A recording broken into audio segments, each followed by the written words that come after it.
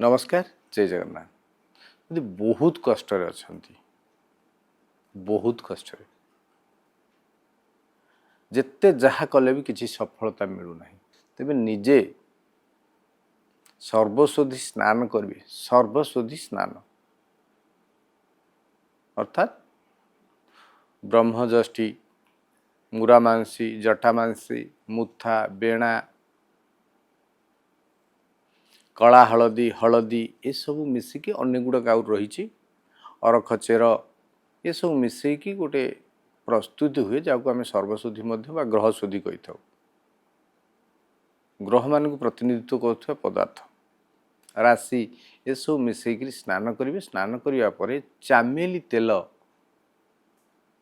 आणिकी रखिए 7टी चामेली तेल एवं प्रति मंगलवार और शनिवार हनुमान को नहीं सकाळु सकाळु स्नान प्रदान करते।